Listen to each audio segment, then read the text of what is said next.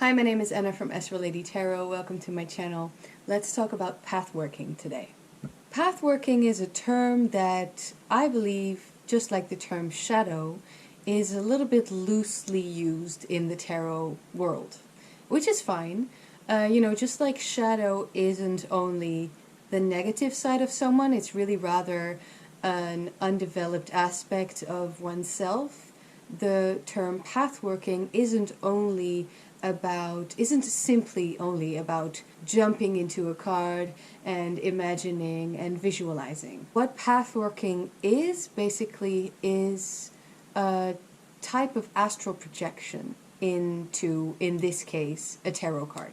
And pathworking can be achieved by meditating on a certain card and then, on the other hand, letting go so that the energies kind of take over your experience. Your experience doesn't only come from your active imagination, which is a Jung term.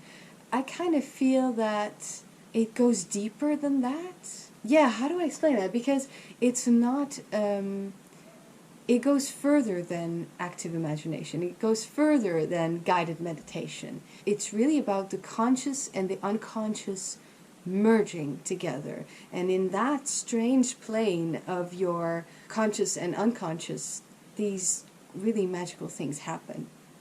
Let's get into it. First of all, let's break down the term path work.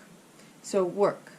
What type of work are we talking about? We're talking about inner work, going through phases, transformation and understanding, really getting to a certain core and, as I said, transforming. Then the path, that's interesting because that actually isn't something that I immediately knew about, and this may sound shocking to some of you, but that just proves and shows how often this term or these types of terms are used without explaining where they come from, and I'm doing that now. The thing is, the paths come from the 22 paths of the Kabbalistic Tree of Life.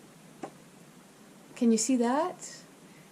This is the Tree of Life. And then we have, 1 through 10. I was checking if you could see the numbers. Numbers 1 through 10 are the Sephiro. And then in between there are 22 paths. So together, because the Sephiro themselves are also seen as paths, there are 32 paths. But you can already tell that the 22 paths of the Tree of Life correspond to the tarot cards, to the majors, because there are 22 majors. And the Sephiro, 1 through 10, correspond to the 10 numbers of the minors. And the court cards also have a place in here. Let me think. These are the kings, and this is where the queens are. Here are the knights of the Rider-Waite-Smith, or the princes of the Thoth, and then down here is where the princesses and pages are.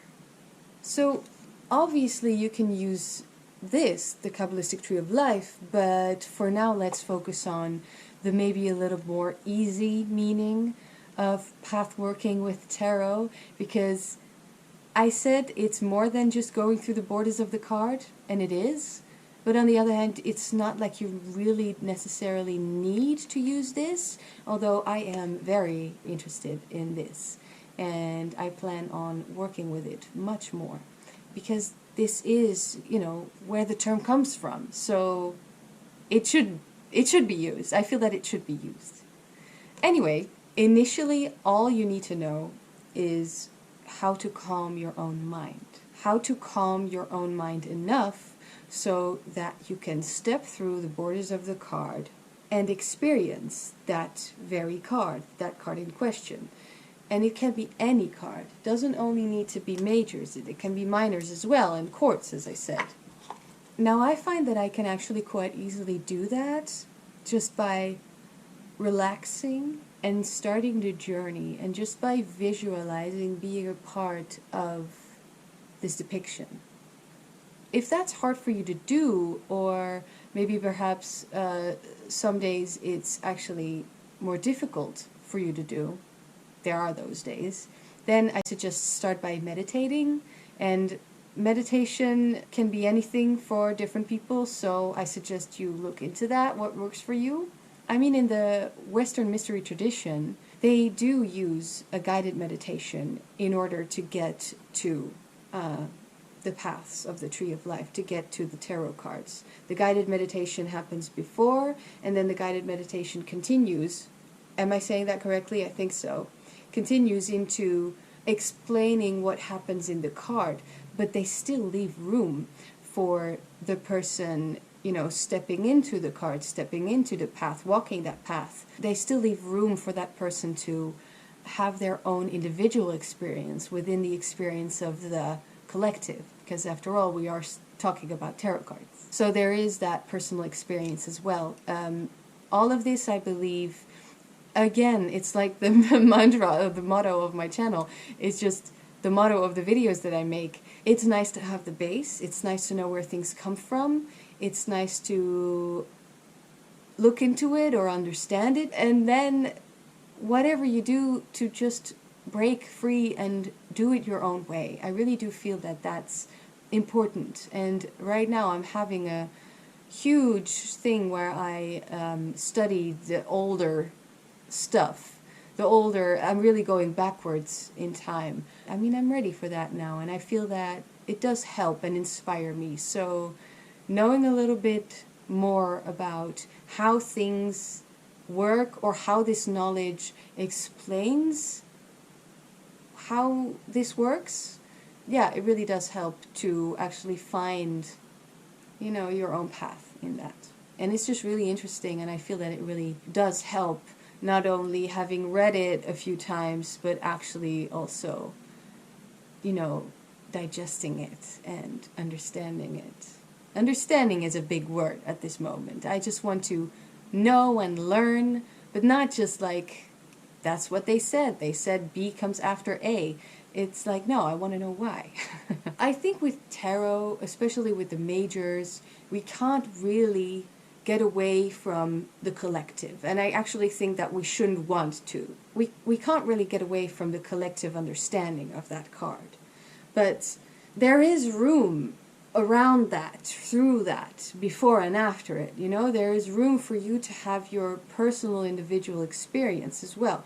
You can have the collective understanding of, what we all agree upon, what the card means, what the path is, what the correspondences are. And then there's room for you to find your own personal experience after it, or through it, or beyond it, in a sense that maybe it's even deeper for you. Just think about that. Leave room for your own individual story. Even in the traditional systems, they do that. So I encourage you to do that as well for yourself. So why would you do all of this? The big things are to better understand oneself, to find divinity, or to find a wholeness. Yes, all very true and valid, but I'm leaving that up to you. Let's simply focus on connecting to a card.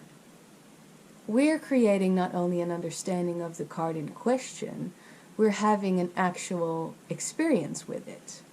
Within it, we're experiencing the cards from within ourselves. And that, as you can guess, is very strong. This means that we are learning about the card, we're learning about ourselves, we're creating memories with the card. With tarot, it doesn't only need to be memories that are created, though. It's not like, every time I feel like that, this card seems to come up. Or every time I get this card, then this type of energy seems to come into my life. I mean, I'm not saying that those links that we are making aren't valuable. They are, in fact, very valuable. It's about having an experience with your cards, about knowing your cards. But there are many ways to get way cooler, way more out there, way more psychedelic and crazy, but also very valuable experiences with our cards. Magical experiences. And strangely enough, that I still consider that the basics, no? I just saw 2222 on the camera. Just like yesterday evening. Some of my latest videos were, you could consider, a crazy and or creative way of introducing the idea of pathworking. You could almost say that doing those exercises are a form of pathwork, but it is a little bit more earthy because it's about putting it down on paper and mapping things out literally. But yeah, still, I believe it's kind of related to pathwork. So I do see pathworking as a sort of astral projections, and if you don't really work with astral whatever, if you don't like the term, that's possible, then think about it as projecting yourself into the card. That is what we're doing. If the mind goes, you go. Free your mind and your ass will follow. That means way more than that, but I think it does apply to this as well. So, okay, about pathworking, there are two very simple ways that I do this. Without thinking necessarily about the tree of life, without thinking about those paths, without thinking about the sephiral, without all of that. Just you and the cards, and it can be any deck, of course. The first example isn't technically pathworking, I believe, because I don't put myself into someone or something on the card. I stay an audience, a spectator. But it's possible. It's just about going through the borders of the card and then seeing what happens, seeing this image come to life. These are like the best special effects you've ever seen, right? The drawing transforms in your mind into reality, into what you can think of as reality. They become real. So that's already pretty cool. But I believe not technically pathwork. Pathwork really is, which is example number 2, and I do prefer that way of approaching this, is obviously me becoming someone or something that's already depicted in the card, already present in the card. And that's when you experiment with what you can do and what you're capable of. And all sorts of things start to happen, and it doesn't only happen to the other people, you are those people, so it happens to you, and how do you deal with that? And then it's when the experiment really does take place. Either way you approach the card, it's important to think in at least 3D. 3D, the 360 degrees, that way, all the ways. What is happening around you? Where are you? Who are you? We're going to get into that. Important to think about it in 3D or 4D or 5D, just as long as you stay away from the 2D. We are done with 2D. 2D thinking is not something that tarot readers do, okay? Let's get rid of the 2D. Don't think in 2D. I use my senses, as I explained in my Dutch video about pathwork. What is it you see? And what do you smell? What do you feel? What do you hear? What's the weather like? How does your skin feel? How do you feel in your skin? And also, the things that you're holding in your hand, how do they feel? Are they warm, cold? Is it something that you want to hold? What does it mean to you? How do you feel emotionally? And what is it that you want, being the person in this card? I think in this card, you don't want anything. It's like looking into that mirror where you would see whatever you wish, your true heart's desire, and at the moment that you are actually completely happy and you have everything that you need, all you would see is your own true reflection. Guess what story I got that one from? But it's actually a real myth, isn't it? Anyway, what is your focus? And what's the weather like? What's the temperature like? How does that make you feel? How do the clothes on your back feel? What are your surroundings like? And it goes, as I said, either way, It goes much further than the drawing, than the borders, than the depiction on this card. It goes, what's over here, what's over there, what's over there, what's over there. And also, not sure if I said that in my Dutch video, but yes, I think I did, in a sense. It's also important to think about what is above your head, because that can make you feel so differently. Having a low ceiling is so different in comparison to having a really, really high ceiling. You can actually feel that on your scalp. You can actually feel that, like the tingling sensation of ASMR, don't you? It's like that really cool, your skin can actually tell what your surroundings are like. It's that instinct, isn't it?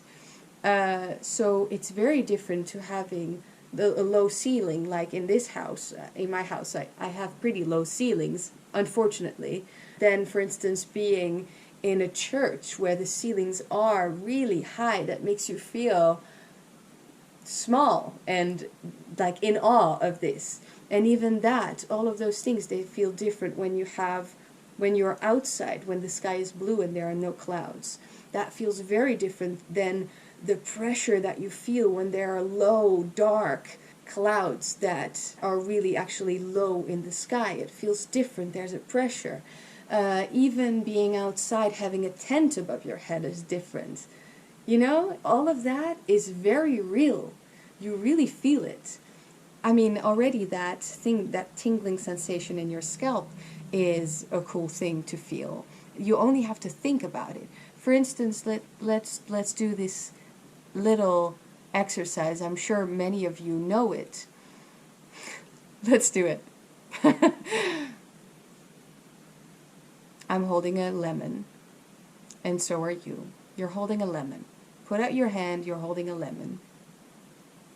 You get a knife, slice open the lemon, slice open the lemon, you have a little quarter of a lemon. I already have it, but let's continue. You bite the lemon. There's that, there's that physical reaction, just your mind. And even my eyes are starting to tear up. What? Your mind is so powerful. It controls what your body does. So use your senses. I'm not saying it necessarily only as a symbolic thing. Use your senses in order to step into the cards. No, I'm talking about use your actual senses because they work. Okay, I have an example. Lady Justice. I really do love her. I've said that many times. Yeah, I think she's misunderstood. Yeah. Anyway, Lady Justice. When I step into this card, and I am using the first example that I gave, I am a spectator. Or I am actually the person that she is looking at with her piercing eyes, right? And I have to realize, will I be standing in front of her feeling completely okay with myself and my actions, or will I be scared? Anyway, I step into her world, and to me she is in a courtroom. Not just any courtroom, a courtroom where there are no corners. The courtroom is actually completely round.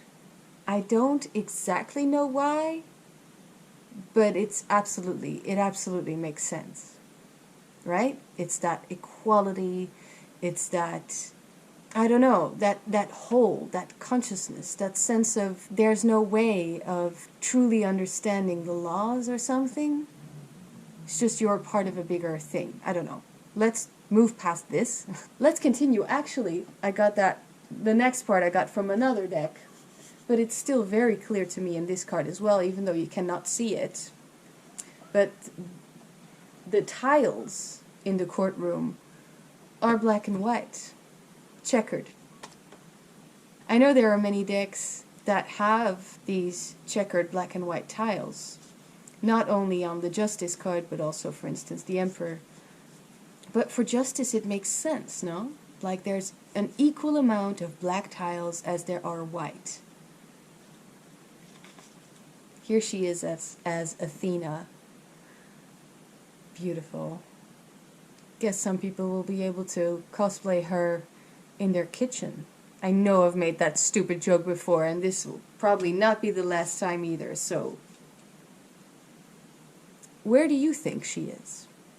And to me, the ceiling is actually very high.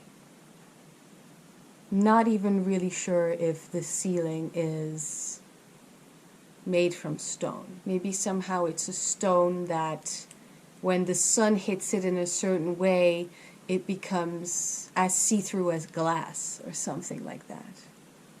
Why? Why? I could keep going, but the beauty here is that you can either choose to be you, and I mean, you would be the fool. You would be the hero with the quest, doing the fool's journey, because the whole idea of the fool's journey is that our hero meets every archetype in the arcana, in the keys, in the major arcana that come before him or after him. It doesn't really matter where you put him. Whether you see him as 0 or as the trump card with no number, that doesn't really change things. But either you are the fool meeting everyone, or you become Lady Justice herself. So there's a big difference, because you are the fool and you're looking at, Lady Justice is looking into your eyes, okay? She knows. The idea here is that the fool, or you, would learn from every archetype, from every trump card, and then embody the card, so there is that aspect in there already, and then move on to the next stage, to the next phase. So it's actually very helpful, and I think you should do it that way too.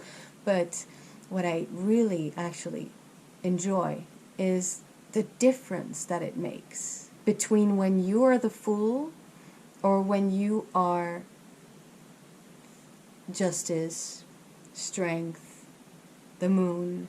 When you are them, or the emperor, or the hanged man, it makes a huge difference in perspective. Already in how you step into the card, but also in what you can do and what you know.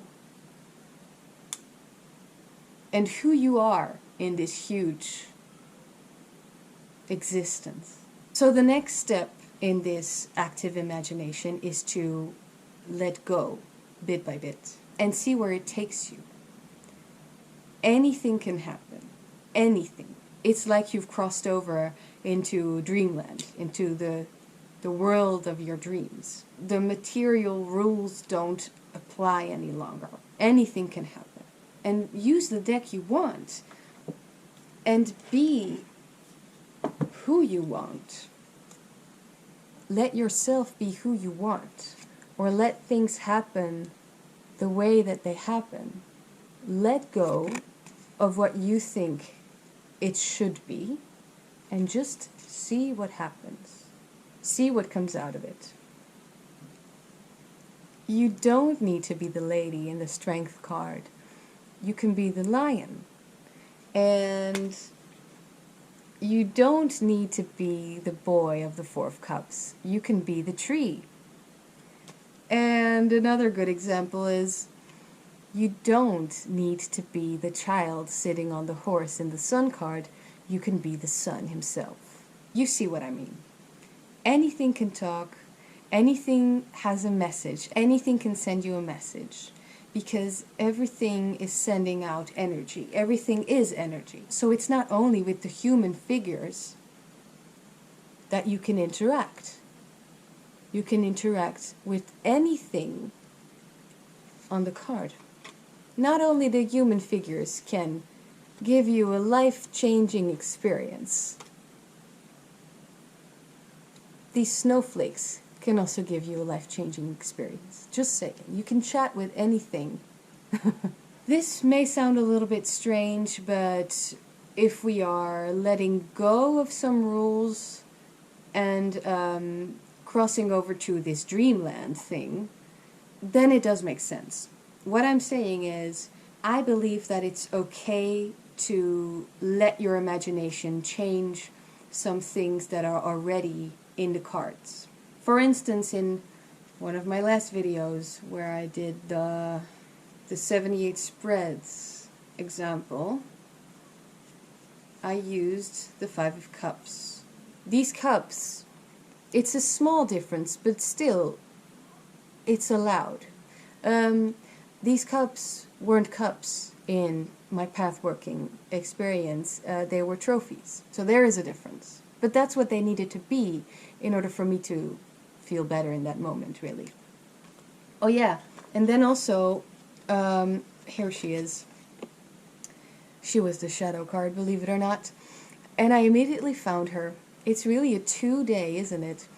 The High Priestess in my map making video, which was a map of the tarot deck, of this tarot deck that I had made years ago, I had put the High Priestess in a tower. I had put her up in a tower, probably not realizing that there's water behind her. But you know what? I feel that she can still be in a tower. If I want her to be in a tower, she can still be in a tower.